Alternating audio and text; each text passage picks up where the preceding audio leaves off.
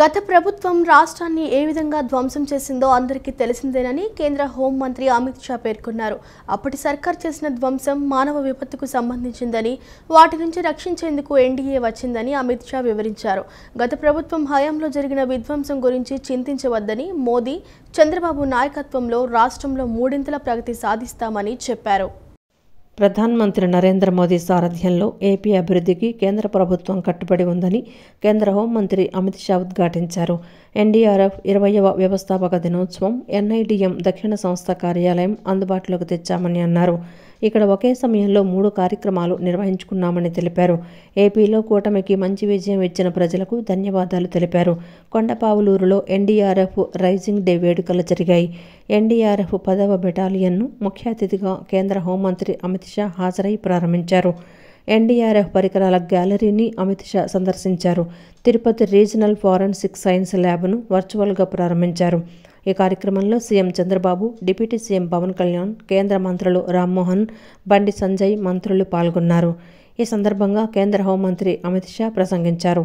ప్రకృతి వైపరీత్యాలు సంభవిస్తే ఎన్డీఆర్ఎఫ్ ఉంటుందని అన్నారు. మనుషుల విపత్తు నుంచి కాపాడడానికి ఎన్డీఏ ముందుంటుందని చెప్పారు. 2019 నుంచి ఏపీని ఏ విధంగా ధ్వంసం చేశారో మనమంతా చూశామని తెలిపారు. చంద్రబాబు, మోదీ జోడీల నాయకత్వంలో ఏపీ మూడింతల ప్రగతి సాధిస్తుందని అన్నారు. సీఎం చంద్రబాబు పరిపాలనా దక్షతతో పనిచేస్తున్నారని అన్నారు. 6 నెలల్లో ఏపీకి మోదీ 3 లక్షల కోట్లు సాయం అందించారని తెలిపారు. విశాఖ ఉక్కు ఫ్యాక్టరీకి 11,440 కోట్లు సాయం కేంద్రం కింద కేటాయించిందని కేంద్ర హోంమంత్రి అమిత్ షా గుర్తు చేశారు. श्री नरेंद्र मोदी और एन चंद्रबाबू नायडू के नेतृत्व में विधानसभा और लोकसभा दोनों में प्रचंड बहुमत से जिताने के लिए आप सभी का धन्यवाद करता हूं। मित्रों, ईश्वर ने भेजी हुई आपदा होती है, डिजास्टर ईश्वर जब भेजता है तो एनडीआरएफ काम में आता है, और मैन मेड डिजास्टर जब होता है तब एनडीए काम में आता है। 2014 से 19 5 साल अपार संभावनाओं वाले राज्य आंध्र प्रदेश की जिस प्रकार से दुर्गति हुई वो मैन मेड डिजास्टर था। और मैं आज आंध्र प्रदेश की जनता को विश्वास दिलाना चाहता हूं कि आपके 5 साल जो व्यर्थ गए हैं इसकी चिंता मत करना। 3 गुना स्पीड से चंद्रबाबू जी और मोदी जी की जोड़ी आंध्र प्रदेश का विकास करेगी।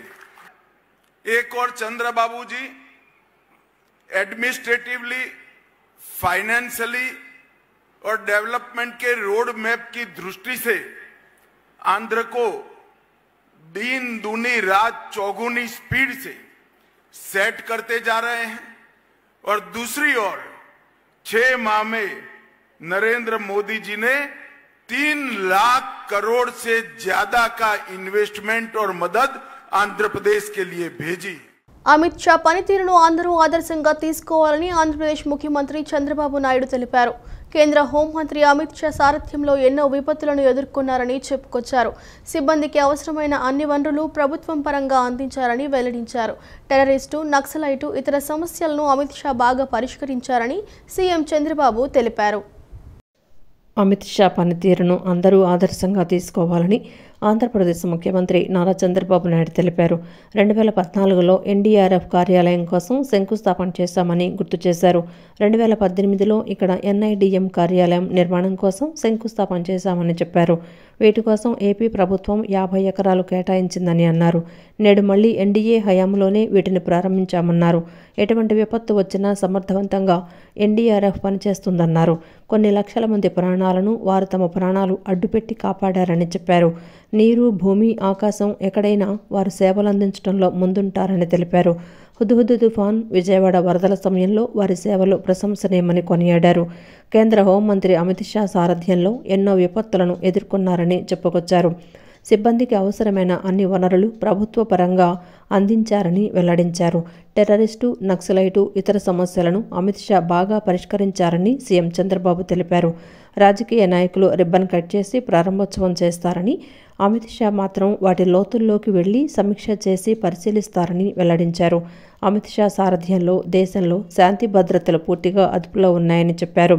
వికసిత్ భారత్ 2047 గురించి ప్రజలంతా మాట్లాడుకుంటున్నారని అన్నారు. మోదీ కలలను సాకారం చేసేందుకు అందరూ పనిచేస్తున్నారని తెలిపారు. ఏపీలో కూడా విజన్ 2047 లక్ష్యంగా ముందుకు వెళ్తున్నామన్నారు. 2047 నాటికి ప్రపంచంలో భారతదేశం అగ్రస్థానంలో ఉంటుందని తెలిపారు. విభజన వల్ల నష్టపోయిన ఏపీని అన్ని విధాలా కేంద్రం ఆదుకుంటుందని ఉద్ఘాటించారు.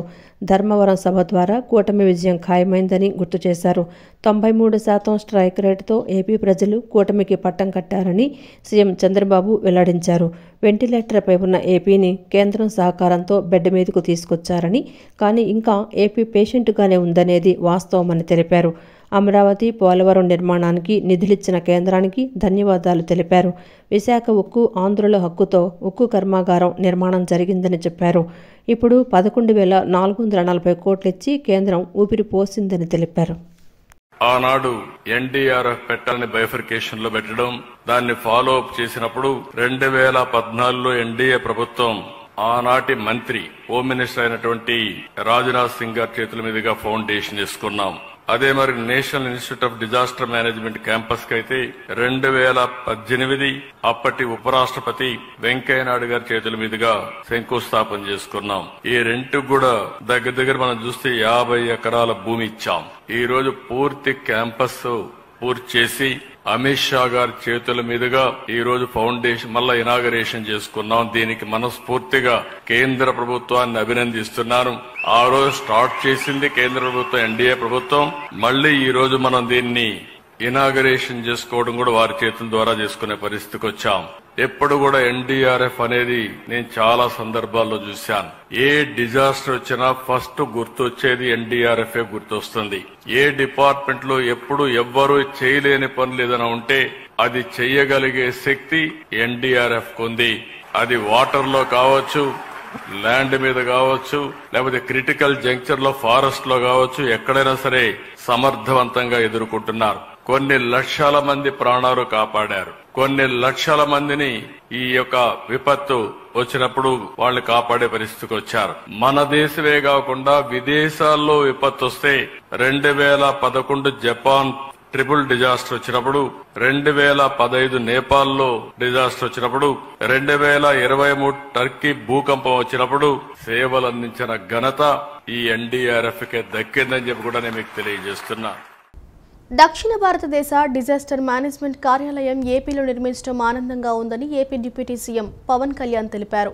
ఎన్డీఆర్ఎఫ్ సేవలు మనకు ఎంతో ముఖ్యమైనవని, ఎల్జీ ఫార్మా ప్రమాదం, విజయవాడలో వరదల సమయంలో వారు ఎన్నో సేవలు అందించారన్నారు.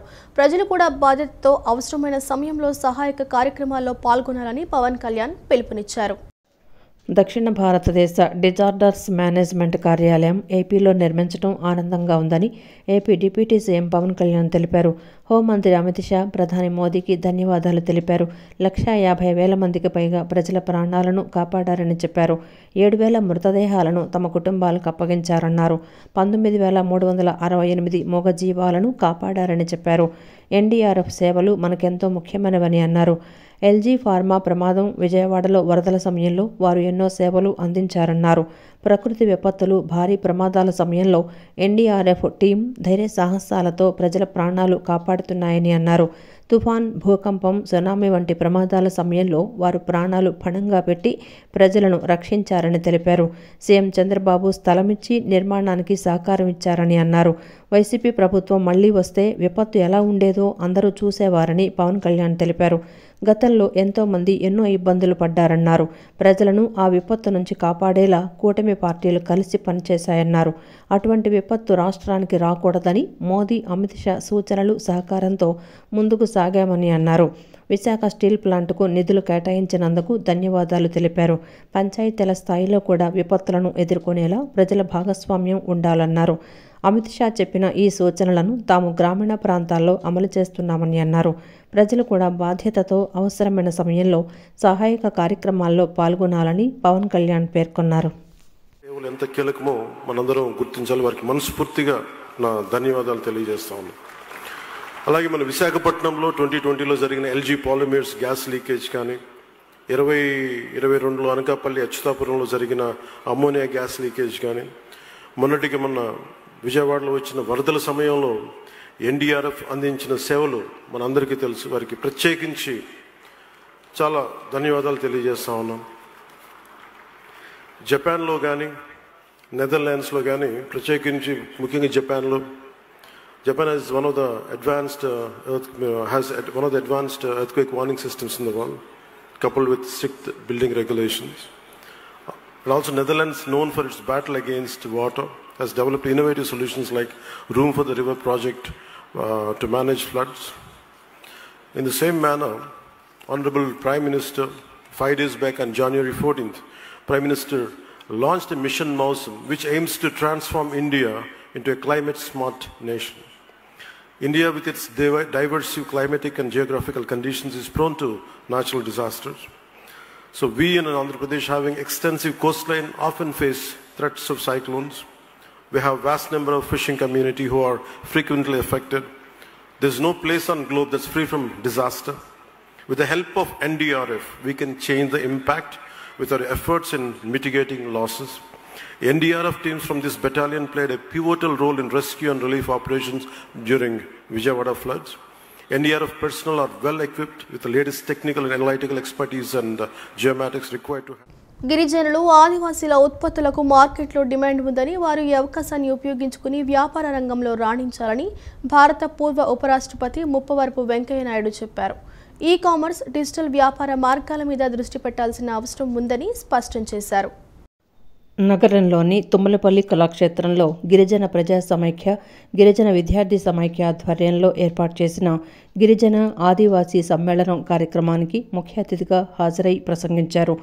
ఈ సందర్భంగా వెంకయ్య నాయుడు మాట్లాడుతూ, భారతదేశంలో ఆదివాసీలంటే మూలవాసులని, వారి జీవితం మన సనాతన విధానాలైన సత్యం, నైతిక విలువలు, నిరాడంబరతను ప్రతిబింబిస్తుందన్నారు. నాటి నుంచి ఇప్పటికీ సనాతన పద్ధతులను పాటిస్తూ నిరాడంబరంగా జీవించడమే ఆదివాసీల గొప్పదనమని చెప్పడంలో ఎలాంటి సందేహం లేదని అన్నారు. ఆదివాసీలు తమదైన ప్రత్యేక హస్తకళా నైపుణ్యాన్ని కలిగి ఉన్నారు. అందుకే వారి సహజ సిద్ధ నైపుణ్యాలను ప్రోత్సహించటం, వారి ఉత్పత్తులను ప్రచారం చేయటం, వారి ఆదాయ వనరులను మెరుగుపరచటం ఎంతో ముఖ్యం. ఆదివాసీ గిరిజన ఉత్పత్తులను నేటి అవసరాలకు అనుగుణంగా తీర్చిదిద్దటం ద్వారా వారి ఉత్పత్తుల స్థాయిని, విలువను పెంచటం సాధ్యమవుతుందన్నారు. గిరిజన సోదరులు వివిధ ఉత్పత్తులు, హస్తకళలకు సంబంధించి తమకుండే సహజ సిద్ధ నైపుణ్యాలకు వ్యాపార విలువలను జోడించుకోవాలన్నారు. ఈ కామర్సు, డిజిటల్ వ్యాపార మార్గాల మీద దృష్టి పెట్టాల్సిన అవసరం ఉందన్నారు. గిరిజనుల యొక్క ఆత్మ గౌరవాన్ని కాపాడేందుకు ఆ సంకల్పంతో ఈ కార్యక్రమాన్ని నిర్వహిస్తున్న ఆంధ్రప్రదేశ్ రాష్ట్ర ఎస్టీ కమిషన్ సభ్యులు శ్రీ పడిత్యా శంకర్ నాయక్ ప్రత్యేకంగా నేను అభినందనలు తెలియజేస్తున్నాను. నాకు చిన్నప్పటి నుంచి కూడా ఆదివాసీలంటే, గిరిజనులంటే చాలా ప్రత్యేకమైన గౌరవం, అభిమానం. ఎందుకంటే వాళ్ళు శాంత స్వభావాలు, మన నాగరికతను కాపాడేవాళ్ళు, అడవుల్లో నివసిస్తూ అడవి సంపదను కూడా కాపాడేవాళ్ళు. అలాంటి వాళ్ళంటే నాకు మొదటి నుంచి ప్రకృతిని కాపాడేవాళ్ళంటే చాలా ఇష్టం. ప్రకృతిని ప్రేమించు, ప్రకృతితో కలిసి జీవించు, nature culture together for bright future అని చెప్పని భావించే వాళ్ళు నేర్చుకుని మాతృ ప్రేమను అంటే అమ్మ ప్రేమను, పితృ ప్రేమను, పశు పోషణను ప్రేమిస్తూ వైవిధ్యం అనే తరహాలో కొనసాగే వారి జీవనం ఎంతో ఆదర్శమైనది. ప్రలోభాలు పెట్టినా, ఇతర దేశాల నుంచి డబ్బులు గుప్పించినా మతం మారకుండా తమ జీవన విధానాన్ని, భారతీయ సంస్కృతిని, హిందూ సంస్కృతిని రక్షించుకునే గిరిజన. పార్లమెంట్ వేదికగా అంబేద్కర్ను అవమానపరిచిన కేంద్ర హోంశాఖ మంత్రి అమిత్ షాకు ప్రధాని నరేంద్ర మోదీ మద్దతు ఇవ్వడం దారుణమని వామపక్షాల నేతలు ఆగ్రహం వ్యక్తం చేశారు. కేంద్ర మంత్రి తన వ్యాఖ్యలను వెనక్కి తీసుకుని క్షమాపణ చెప్పాలని డిమాండ్ చేశారు. అమిత్ షా రాష్ట్ర పర్యటనను వ్యతిరేకిస్తూ వామపక్షాల ఆధ్వర్యంలో విజయవాడ ధర్నా చౌక్లో ధర్నా నిర్వహించారు. ఈ సందర్భంగా గో బ్యాక్ అమిత్ షా అని పెద్ద ఎత్తున నినాదాలు చేశారు. అనంతరం సిపిఐ రాష్ట్ర కార్యదర్శి రామకృష్ణ, సిపిఎం నేత ఉమామహేశ్వరరావు మాట్లాడుతూ దేశ రాజ్యాంగం మీద కేంద్ర హోంమంత్రి అమిత్ షాకు నమ్మకం లేదనడానికి అంబేద్కర్పై చేసిన వ్యాఖ్యలే నిదర్శనమన్నారు. అంబేద్కర్ను అవమానించిన కేంద్ర మంత్రి అమిత్ షా రాజీనామా చేయాలని డిమాండ్ చేశారు. మరోవైపు రాష్ట్రానికి ప్రత్యేక హోదా అమలు చేయకుండా, విభజన హామీలు ఇవ్వకుండా అన్యాయం చేస్తున్నారని, విశాఖ స్టీల్ ప్లాంట్ను నష్టాల్లోకి నెట్టి దానికి బొగ్గు గనులు కేటాయించకుండా తీవ్ర అన్యాయం చేశారన్నారు. కార్పొరేట్ కంపెనీలకు స్టీల్ ప్లాంట్ను అమ్మాలని చూస్తున్నారని, అందువల్లే స్టీల్ ప్లాంట్కు సొంత గనులు కేటాయించకుండా నిర్లక్ష్యం చేస్తున్నారన్నారు. నిధులు కేటాయించడంతో పాటు శాశ్వత పరిష్కారం చూపాలన్నారు. సెయిల్లో విలీనం చేయడం ద్వారానే విశాఖ స్టీల్ ప్లాంట్ను రక్షించుకోగలమన్నారు. రాజ్యాంగ నిర్మాత డాక్టర్ బిఆర్ అంబేద్కర్ని సాక్షాత్తు పార్లమెంట్లో హోమ్ మినిస్టర్ అమిత్ షా అవమానించారు. దీనికి నిరసనగా దేశవ్యాప్తంగా వామపక్షాలు నిరసన కార్యక్రమాలు చేపట్టాయి. మరి ఆ అమిత్ షా మన ఆంధ్ర రాష్ట్రానికి విచ్చేసిన సందర్భంగా ఈరోజు 8 వామపక్ష పార్టీల ఆధ్వర్యంలో రాష్ట్ర వ్యాప్తంగా 26 జిల్లాల్లో కూడా నిరసన కార్యక్రమాలు చేపట్టడం జరిగింది. ఇవాళ ప్రజాతంత్ర ప్రియులందరూ కూడా ఈ రాజ్యాంగం అమల్లో ఉండాలని కోరుకునే ప్రతి ఒక్కరు కూడా ఈ హోమ్ మినిస్టర్ అమిత్ షా వైఖరిని ఖండించాలని కోరుతా ఉన్నాం. కానీ మన భారతదేశ ప్రధాని నరేంద్ర మోడీ గారు నిస్సిగ్గుగా అమిత్ షాను సపోర్ట్ చేస్తూ ఉన్నాడు. చాలా బాధాకరం. ఎందుకంటే ఒక మంత్రి ఏదైనా తప్పు చేస్తే దాన్ని ఖండించాల్సిన ప్రధానమంత్రి ఏమాత్రం కూడా దాన్ని సరిదిద్దకుండా ఆయన కూడా వారిని బలపరుస్తూ ఉన్నాడు. దానికంటే సిగ్గుచేటనే విషయం ఏమంటే మన రాష్ట్రంలో ఉన్న ప్రధానమైన పార్టీలు నాయకులు అందరూ కూడా ఇవాళ ఒక్క మాట కూడా దీనిపైన మాట్లాడలే. మోడీ గారు అధికారంలోకి వస్తున్నప్పుడు మోడీ మోడీ మోడీ అని చెప్పి బల్లలు జరిచి అంతా కూడా మీరు నిస్సిగ్గుగా అంతా కూడా పిలిచారే. ఆ మోడీ భజన చేయకపోతే ఏ దేవుడు భజనో ఏ రావుడు భజనో చేస్తే మీకు 7 జన్మల ఫలితం వచ్చేదిగా. అంటే ఈరోజు మోడీ చేసిన దానికన్నా 100 రెట్లు పైగా అంబేద్కర్ చేశారు. భారత రాజ్యాంగంలో భారతదేశ పౌరులకి ఈరోజు వాక్సభ పత్రికా స్వాతంత్రాలు ఉన్నాయనంటే అదే రాజ్యాంగం వలన. ఈరోజు ఫెడరలిజం ఉందనంటే ఇక్కడ ఉన్నటువంటి చంద్రబాబు నాయుడు లేకపోతే ఇక్కడ ఉన్నటువంటి పవన్ కళ్యాణ్ లేదా గతంలో జగన్మోహన్ రెడ్డి కూర్చున్నారనంటే ఈ ఫెడరలిజం వల్లనే మీరు కూర్చున్నారనేటటువంటిది మీరు మర్చిపోమాకండి. తిరుపతి జిల్లా సూళ్లూరుపేట, దొరవారి సత్రం, తడ మండలాల్లో ఏర్పాటు చేసిన ఫ్లెమింగో ఫెస్టివల్ అట్టహాసంగా జరుగుతోంది. 3 రోజుల పాటు చేపట్టిన ఈ కార్యక్రమానికి 2వ రోజు సందర్శకులు భారీగా తరలివస్తున్నారు. పులికాట్ సరస్సులో పక్షులను తిలకిస్తున్నారు. శనివారం మొదటి రోజు పలు సాంస్కృతిక కార్యక్రమాలతో పాటు సినీ నటులతో ఏర్పాటు చేసిన ప్రదర్శనలు ఆకట్టుకున్నాయి. సూళ్లూరుపేట జూనియర్ కళాశాల మైదానంలో యువతకు ఆటల పోటీలు నిర్వహించారు. నేలపట్టు, ఆటకాని తిప్ప కేంద్రాల వద్ద పక్షులను తిలకించేందుకు సందర్శకులు తరలివచ్చారు. ఫెస్టివల్కు వచ్చిన చిన్నారులు ఆటపాట్లతో ఉత్సాహంగా గడిపారు. పక్షుల అభయారణ్యం గురించి అవగాహన కల్పించేందుకు, రాష్ట్రానికి పర్యాటకులను రప్పించేందుకు ప్రభుత్వం ఈ కార్యక్రమాన్ని నిర్వహిస్తోంది. ఇళ్ల స్థలాల సమస్యలపైన విద్యుత్ ఛార్జీల పెంపునకు నిరసనగా చేపట్టబోయే ఉద్యమాల్లో ప్రజలను భాగస్వాములను చేయాలని సిపిఐ రాష్ట్ర కార్యదర్శి కె రామకృష్ణ పార్టీ శ్రేణులకు దిశానిర్దేశం చేశారు. ఒక ప్రణాళికాబద్ధంగా పూర్తి స్థాయిలో పేదల వద్దకు వెళ్లి వారి నుంచి అర్జీలు స్వీకరించాలని అన్నారు. విజయవాడ దాసరి భవనంలో సిపిఐ అన్ని జిల్లాల, నగర, పట్టణ కార్యదర్శులు, ఆంధ్రప్రదేశ్ వ్యవసాయ కార్మిక సంఘం, మహిళా సమైక్య రాష్ట్ర స్థాయి నాయకులతో విస్తృత స్థాయి సమావేశాన్ని నిర్వహించారు. తొలుత సమావేశంలో 3 తీర్మానాలను ప్రవేశపెట్టగా ఏకగ్రీవంగా ఆమోదించారు. అనంతరం సిపిఐ రాష్ట్ర కార్యదర్శి రామకృష్ణ ప్రసంగిస్తూ అసెంబ్లీ ఎన్నికల సందర్భంగా టీడీపీ పేదలకు గ్రామాల్లో 3 సెంట్లు, పట్టణాల్లో 2 సెంట్ల చొప్పున ఇళ్ల స్థలాల హామీ ఇచ్చిందని, ఆ హామీ సాధన కోసం పార్టీ శ్రేణులంతా ప్రజల్లో నిరంతరం మమేకమవ్వాలని సూచించారు. ఎవరైతే ఇళ్ల స్థలాల సమస్యలను ఎదుర్కొంటున్నారో వారిని గుర్తించి అర్జీలు సమర్పించాలన్నారు. రాజీ లేని పోరాటాలు నిర్వహించేలా పార్టీ శ్రేణులు సన్నద్ధం కావాలని, ఆ దిశగా పార్టీ బలోపేతంపైన దృష్టి కేంద్రీకరించాలని కోరారు. సిపిఐ అంటేనే పేదల పార్టీ అని, ఆ దిశగా పేదలంతా మన ఉద్యమాల్లో మమేకం కావాలన్నారు. పెరుగుతున్న ధరలపైన నిర్వహించే పోరాటాల్లోనూ ప్రజలను భాగస్వాములను చేయాలని కోరారు. ప్రభుత్వము ఇవాళ ఎవరైతే అధికారంలో ఉన్నారో ముఖ్యమంత్రి చంద్రబాబు నాయుడు గారు మొన్న కేబినెట్ సమావేశంలో కూడా వారు తీర్మానం చేశారు. ఎన్నికల్లో వాగ్దానం చేసినట్లుగా ప్రతి పేదవాడికి పట్టణాల్లో 2 సెంట్లు, గ్రామీణ ప్రాంతాల్లో 3 సెంట్లు స్థలం ఇస్తాము. అదేవిధంగా ఇంటి నిర్మాణానికి అయ్యే ఖర్చును కూడా పెంచుతామని వారు చెప్పారు. చాలా సంతోషము. అది చేయమని చెప్పి కోరడానికే ఇవాళ రాష్ట్ర వ్యాప్తంగా పేదలందరినీ కూడా సమీకరించి ప్రభుత్వానికి అర్జీలు సమర్పించడం జరుగుతుంది. అదేవిధంగా ఇంటి నిర్మాణానికి 5 లక్షల రూపాయలు ఇవ్వాలని చెప్పి సిపిఐ తరఫున మేము డిమాండ్ చేస్తూ ఉన్నాం. ఎందుకంటే అన్ని రకాల ఖర్చులు కూడా విపరీతంగా పెరిగిపోయిన నేపథ్యంలో ప్రతి ఇంటి నిర్మాణానికి 5 లక్షలు ఇవ్వాలని కూడా కోరుతా ఉన్నాం. రెండవ ముఖ్యమైన అంశం, మేము అధికారంలోకి వస్తే కరెంట్ ఛార్జీలు పెంచామని చెప్పి చాలా స్పష్టంగా చెప్పడం జరిగింది. కానీ ఇప్పటికే 2 దఫాలు పెంచారు. 2 దఫాలు 6,072 కోట్ల రూపాయలు ఒకసారి, 9,412 కోట్ల రూపాయలు ఒకసారి, దాదాపు 15,486 కోట్ల రూపాయలు ఇప్పటికే భారం మోపారు. సంక్రాంతి హీరో విక్టరీ వెంకటేష్ అని ఆయన చేస్తున్న సినిమాలు అన్ని వర్గాల ప్రజలను ఆకట్టుకుంటున్నాయని వైసీపీ నేత పోతన మహేష్ కొనియాడారు. సంక్రాంతికి వస్తున్న సినిమా ద్వారా ఘన విజయాన్ని అందుకున్న హీరో వెంకటేష్ మరిన్ని మంచి సినిమాలు చేయాలని ఆకాంక్షించారు. విక్టరీ వెంకటేష్ నటించిన సంక్రాంతికి వస్తున్నాం చిత్రం 160 కోట్లు వసూలు చేసిన సందర్భంగా విజయోత్సవ వేడుకలను నగరంలో ఘనంగా నిర్వహించారు. విక్టరీ రాణా యూత్ అధ్యక్షులు పోతిన వెంకటేష్ ఆధ్వర్యంలో అలంకార్ థియేటర్లో వేడుకలు ఘనంగా జరిగాయి. ఈ వేడుకలకు సురేష్ మూవీస్ మేనేజర్ భగవాన్, అలంకార్ థియేటర్ అధినేత కాకుమాన ప్రసాద్, వైసీపీ నేత పోతిన మహేష్ ముఖ్య అతిథులుగా విచ్చేసి కేక్ కట్ చేశారు. అనంతరం పోతిన మహేష్ మాట్లాడుతూ ప్రతి సంవత్సరం సంక్రాంతి పండుగకు ఒక సినిమాతో ప్రేక్షకులను అలరిస్తున్న గొప్ప నటుడు విక్టరీ వెంకటేష్ అని కొనియాడారు. పండుగ రోజుల్లో అన్ని వర్గాల ప్రేక్షకులను అలరిస్తూ సినిమాలు తీయడం అభినందనీయమన్నారు. విక్టరీ వెంకటేష్ మరిన్ని మంచి చిత్రాలు నటించి ప్రేక్షకుల ఆదరణ పొందాలని ఆకాంక్షించారు. ఈ ఏడాది సంక్రాంతికి ఏ తేదీకి అయితే విడుదలైందో కరెక్ట్గా 20 సంవత్సరాల కిందట ప్రేమించుకుందాం రా సినిమా విడుదలైంది.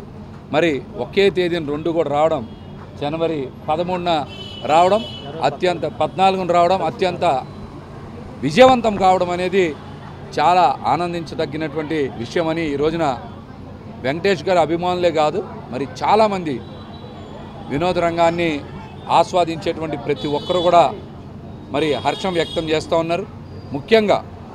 ముఖ్యంగా విక్టరీ వెంకటేష్ గారి సినీ చరిత్రలోనే 300 కోట్ల రూపాయలకి పైబడి కలెక్షన్స్ వసూలు చేయబడుతున్నటువంటి సినిమా ఈ రోజున సంక్రాంతికి వస్తున్నామనేది మరి ఇంత గొప్ప భారీ విజయాన్ని సాధించినటువంటి వెంకటేష్ గారికి, అదేవిధంగా చిత్ర నిర్మాతలకి, చిత్ర తారాగణం మొత్తానికి కూడా మరి మేమైతే హృదయపూర్వక శుభాకాంక్షలు తెలియజేస్తాం. అనంతరం సురేష్ మూవీస్ మేనేజర్ భగవాన్ మాట్లాడుతూ సంక్రాంతికి వస్తున్నాం చిత్రం 160 కోట్ల రూపాయల కలెక్షన్స్ వసూలు చేయడం ఎంతో సంతోషంగా ఉందన్నారు.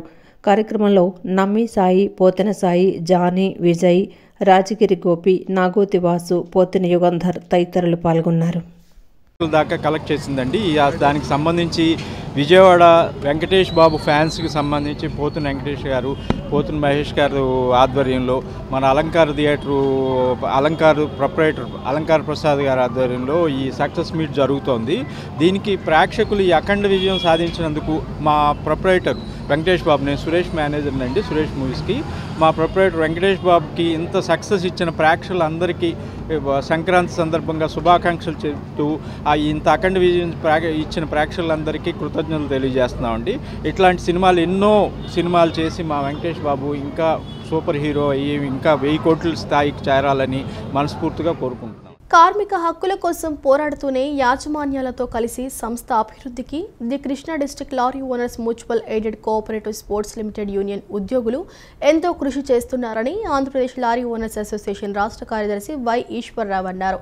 25 ఏళ్లుగా యూనియన్ ద్వారా అనేక మంది ఉద్యోగులకు న్యాయం జరిగేలా చేశారని పేర్కొన్నారు. The Krishna district lorry owners mutually aided cooperative stores limited union రజతోత్సవ వేడుకలు విజయవాడ బాలచో భవనంలో జరిగాయి. ఈ వేడుకలకు ఆంధ్రప్రదేశ్ లారీ ఓనర్స్ అసోసియేషన్ రాష్ట్ర కార్యదర్శి వై ఈశ్వర్రావు ముఖ్య అతిథిగా పాల్గొన్నారు. ఈ సందర్భంగా యూనియన్ నాయకులు ఆయనను సన్మానించారు. అనంతరం ఆయన మాట్లాడుతూ సిఐటియు అనుబంధ సంస్థగా ఉన్న ఈ యూనియన్ కార్మికుల హక్కుల కోసం సంఘం ఏర్పాటు చేసి 25 ఏళ్లుగా సంస్థ అభివృద్ధికి తోడ్పడటం అభినందనీయమన్నారు. యాజమాన్యానికి సహకరిస్తూనే సంస్థ అభివృద్ధికి కృషి చేశారని పేర్కొన్నారు. సంఘాన్ని ఏర్పాటు చేసుకుని మరి ఆనాటి నుంచి ఈనాటి వరకు ఎక్కడో ఇది 1-2 సందర్భాలు తప్ప ఎప్పుడు కూడా యాజమాన్యంతో సహకరిస్తూ అలాగే సంస్థ అభివృద్ధికి వాళ్ళు చాలా తోడ్పడ్డారు. మరి అట్లాగే సంస్థను కూడా ఉన్నత శిఖరాన్ని తీసుకెళ్ళడానికి కార్మిక వర్గం కూడా ఎంతో వాళ్ళు పనిచేసి శ్రమించి ఆ సంస్థను ముందుకు తీసుకెళ్లారు. మరి ఈ సందర్భంగా వారికి ఆ కార్మిక వర్గంలో ఉన్న ఆ సంస్థలో ఉన్న అధ్యక్షులు, ప్రధాన కార్యదర్శులకి, మరి అట్లాగే వారి బోర్డ్ ఆఫ్ డైరెక్టర్స్కి, వాళ్ళ అందరికీ, సిఐటియు నాయకులకి అందరూ కూడా ఈ సందర్భంగా వారికి శుభాకాంక్షలు తెలిపారు. అనంతరం యూనియన్ అధ్యక్షులు ఏ శ్రీనివాస్ మాట్లాడుతూ యూనియన్ ద్వారా కార్మికుల హక్కులను పరిరక్షిస్తూ సంస్థ అభివృద్ధికి సహకారం అందించామని అన్నారు. యాజమాన్యంతో ఎప్పటికప్పుడు చర్చలు జరిపి ఉద్యోగులకు న్యాయం జరిగేలా యూనియన్ పనిచేస్తుందని వెల్లడించారు. కొన్ని సంవత్సరాల నుంచి పనిచేస్తున్నాం. దాదాపుగా 35 సంవత్సరాల నుంచి పనిచేస్తూ ఈ యూనియన్ని మాకు పెద్దలు స్థాపించి మాకు అప్పచెప్పారు. మేము సుదీర్ఘకాలం పాటు ఈ పదవిలో గంగాధర్ గారు, నేను ఈ ఉద్యోగుల సహకారంతో యాజమాన్యంతో సహృదయభావంలో ఏమైనా సమస్యలు ఉన్న చోట చర్చలు జరిపి వాటిని పరిష్కరిస్తూ ఎంప్లాయీస్కి ఏ విధంగా మంచి చేయాలనే ఉద్దేశంతోనే ఈ యూనియన్ నడుపుతున్నాం. అన్ని విధాలా సహకరిస్తున్నటువంటి యాజమాన్యానికి, మా సంస్థ ఉద్యోగులందరికీ కూడా ధన్యవాదాలు. ఈ సందర్భంగా శుభమస్తులో షాపింగ్ చేసిన వారికి లక్కీ డ్రా ద్వారా గెలుపొందిన విజేతలకు ఇప్పటి వరకు 2 కార్లు, 40 బైకులు అందజేసినట్లు శుభమస్తు మేనేజర్ ఏ మురళి తెలిపారు. న్యూ ఇయర్, సంక్రాంతి, క్రిస్మస్ తదితర ప్రత్యేక పర్వదినాల్లో షాపింగ్ చేసిన వారు అధిక శాతం లక్కీ డ్రాలో విజేతలుగా నిలుస్తున్నారని అన్నారు. Mahatma Gandhi road radio station ఎదురుగా ఉన్న శుభమస్తులో నిర్వహించిన లక్కీ డ్రాలో పోరంకికి చెందిన వై బాలగంగాధర్కు ఎలక్ట్రికల్ బైక్ లభించింది. ఈ బైక్ను సిఐ అలీ విజేతకు బైక్ అందజేశారు. న్యూ ఇయర్, సంక్రాంతి, క్రిస్మస్ తదితర ప్రత్యేక పర్వదినాల్లో షాపింగ్ చేసిన వారికి శుభమస్తు ఆధ్వర్యంలో లక్కీ డ్రా నిర్వహించారు. ఈ సందర్భంగా శుభమస్తు మేనేజర్ ఏ మురళి మాట్లాడుతూ లక్కీ డ్రా ద్వారా ఇప్పటి వరకు విజేతలుగా నిలిచిన వారికి 2 కార్లు, 40 బైకులు అందజేశామన్నారు. అన్ని వర్గాల ప్రజలకు అందుబాటు ధరల్లో ఉండటంతో పాటు నాణ్యమైన వస్త్రాలను అందిస్తున్నామన్నారు. ఈ కారణంగానే కస్టమర్లు తమ సంస్థను నిరంతరం ఆదరిస్తున్నారన్నారు. సంక్రాంతి సందర్భంగా 40 బైకులు 2 కార్లు పెట్టడం జరిగింది. ఈ రోజు 37 బైక్ గా బాలగంగాధర్ గారు గెలుపొందడం జరిగిందండి. వాళ్ళకి మన లోకల్ సిఐ గారైన ఆలీ గారి చేత ఈ డొనేట్ గిఫ్ట్ అనేది ప్రజెంట్ చేయడం జరిగింది. వాళ్ళకి అభినందనలు తెలియజేస్తున్న బాలగంగాధర్ ఆలీ గారికి, అలాగే బాలగంగాధర్ గారికి. ఈ అవకాశాన్ని వినియోగించిన విజయవాడ ప్రజలందరికీ కూడా అభినందనలు అండి. మా దగ్గర చాలా రకాల ఐటమ్స్ తో పాటు మార్కెట్లో ఎవరెవరి ధరలతో మా అందుబాటులో ఉంటాయి. ప్రతి ఒక్కరు ఈ అవకాశాన్ని వినియోగించుకోవాల్సిందిగా కోరుతున్నాము. ఇప్పుడు వచ్చే మ్యారేజ్ సీజన్ లోకి సరికొత్త కలెక్షన్ తో, సరికొత్త వెరైటీస్తో, బ్రైడల్ కలెక్షన్తో మీ ముందుకు రాబోతున్నాము. ప్రతి ఒక్కరూ ఈ అవకాశాన్ని వినియోగించుకోవాల్సిందిగా కోరుకుంటున్నామండి. ఈ సందర్భంగా విజేత బాలగంగాధర్ తిలక్ మాట్లాడుతూ శుభమస్తులో షాపింగ్ చేసిన కారణంగా లక్కీ డ్రాలో తనకు బైక్ రావటం తన అదృష్టమన్నారు. నా పేరు వచ్చి బాలగంగాధర్, మాది పోరింకండి. ఈ శుభమస్తు షాపింగ్ వల్ల నేను 11వ తారీఖున షాపింగ్ చేసాము. బిల్ వచ్చి 35,000 అయింది. 12వ తారీఖున డ్రాలో మాకు 35వ బైక్ తగిలిందని చెప్పి కాల్ చేసి చెప్పారు. మాకు చాలా సంతోషంగా ఉంది. ఇది 2సారి రావడం నేను ఇక్కడికి షాపింగ్ మాల్కి. కాబట్టి ఇది పెట్టినా నేను మామూలుగా వస్తే రావాలనుకున్నాను, కానీ నేనైతే నమ్మలేదు మామూలుగా. ఇప్పుడు వచ్చేసరికి చాలా ఆనందంగా ఉంది, చాలా సంతోషంగా ఉంది. ఈ వార్తలు ఇంతటితో సమాప్తం. మరో బులెటిన్తో మళ్ళీ కలుసుకుందాం. నమస్కారం.